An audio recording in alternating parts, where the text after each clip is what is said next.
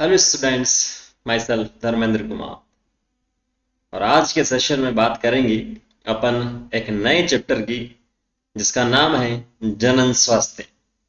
Line by line Hindi NCERT का 12th class का ये 4th चैप्टर है और जनन वाली जो यूनिट है उसका लास्ट चैप्टर है ये।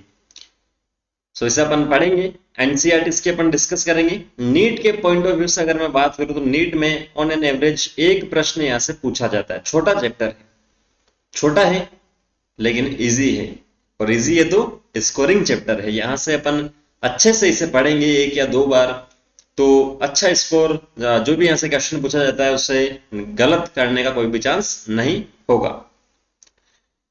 आज का जो टॉपिक होगा, इस चैप्टर का परिचय अपन डिस्कस करेंगे।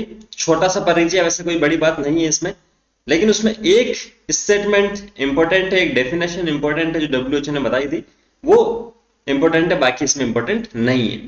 लेकिन फिर भी अपने को क्लियर करना है लाइन बाय लाइन एनसीईआरटी को। स्टार्ट अपन करते हैं। उससे पहले अगर किसी प्रकार का आपको डाउट होता है तो आप कमेंट करके बता दीजिएगा, और कमेंट ना करें, डाउट की पिक्चर सेंड करनी है तो इंस्टाग्राम पर मैं आपको धर्मेंद्र कुमार से मिलूंगा, वहां सेंड कर सकते हैं। स्टार्ट अपन करते हैं जनन स्वास्थ्य। इस शब्द का मतलब क्या है? जनन का मतलब आपको पहले चैप्टर से पढ़ाता आ रहा हूं। स्वास्थ्य का मतलब क्या है? ठीक है, स्वास्थ्य की अलग अलग परिभाषा दे रखी है, इस चैप्टर में अलग है, 8वां जो चैप्टर है उसमें अलग है। अपन देखते हैं जनन स्वास्थ्य है क्या। लास्ट चैप्टर अपन ने जो पढ़ा था, तीसरा चैप्टर मानव प्रजनन अपन ने पढ़ा था, उसमें उसकी लैंगिक प्रजनन की जितनी भी घटनाएं थी, तीनों घटनाएं अपन ने डिटेल से पढ़ी थी, और मैं उम्मीद करता हूं आपने उसे पढ़ा है, अच्छे से देखा है और आपको समझ में आ गया है। स्टार्ट अपन करते हैं इस चैप्टर को। पिछले अध्याय में आपने जनन तंत्र या रिप्रोडक्शन, जिसे बोलते हैं रिप्रोडक्टिव सिस्टम, और उसके प्रकारों के बारे में पढ़ा था, बिल्कुल पढ़ा था सर। अब उससे जुड़े निकट शीर्षक अर्थात जनन स्वास्थ्य के बारे में चर्चा करेंगे। निकट शीर्षक का मतलब क्या है? Related topic. कौन सा? जनन स्वास्थ्य, उसके बारे में चर्चा करेंगे। हम जनन स्वास्थ्य शब्द से क्या तात्पर्य समझते हैं? ये शब्द साधारणतः स्वस्थ जनन अंग और उसके सामान्य प्रकारों से संबंधित है। तो जनन स्वास्थ्य जो है, उस शब्द का मतलब किससे लिया गया है? साधारण शब्दों में अगर बोले तो स्वस्थ जनन अंग, जो लैंगिक अंग है, चाहे प्राथमिक है चाहे द्वितीयक है, वो स्वस्थ होने चाहिए, और उनके जो कार्य हैं वो क्या होने चाहिए? नॉर्मल कार्य होने चाहिए, सामान्य कार्य होने चाहिए। वस्तुतः यह एक व्यापक परिप्रेक्ष्य को दर्शाता है, जिसके अंतर्गत जनन के भावनात्मक और सामाजिक पहलू जुड़े होते हैं। व्यापक परिप्रेक्ष्य मतलब थोड़ा सा, ये जो दो शब्द लिखे हैं इससे बाहर की ओर अगर अपन चलते हैं तो इसमें कुछ और शब्दों को अपन जोड़ना चाहेंगे, वो है भावनात्मक और सामाजिक। ठीक है, अब नेक्स्ट जो मैं बोल रहा था, इंपॉर्टेंट जो डेफिनेशन आती है वो है ये वाली, जो WHO द्वारा दी गई। WHO हाल ही के दिनों में आपने सुना होगा, वर्ल्ड हेल्थ ऑर्गेनाइजेशन, विश्व स्वास्थ्य संगठन।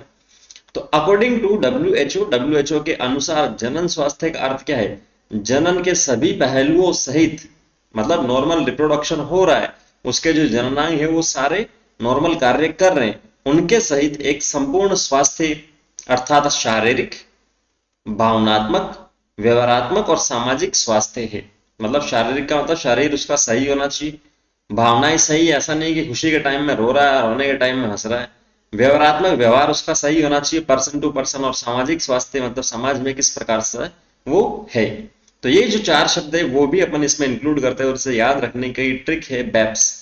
क्या है? बैप्स। बी का मतलब बिहेवियर, मतलब व्यवहारिक, ई का मतलब इमोशनल, मतलब भावनात्मक, पी का मतलब फिजिकल शारीरिक, और एस का मतलब सोशल, जिसे बोलते हैं सामाजिक। तो ये आपको याद रखना है, सिंपल सा बैप्स अकॉर्डिंग टू WHO। पूछ लेगा कभी भी WHO के अनुसार कौन सा शब्द जो जननिक स्वास्थ्य उसमें इंक्लूड नहीं है, तो ऑप्शन दे देगा 3 और 1 दे देगा नहीं वाला, तो वो आपको समझना पड़ेगा, सोचना पड़ेगा। क्लियर है?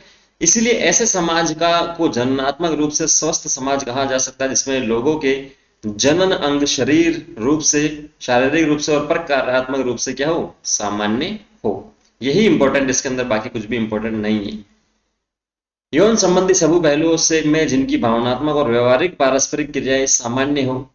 जनन स्वास्थ्य को बेहतर बनाए रखने का क्या महत्व है, और इसे पाने के लिए कौन सी विधियां अपनानी चाहिए, आइए इनकी जांच करते। तो जांच करेंगे अपन इन 5 टॉपिक के अंदर।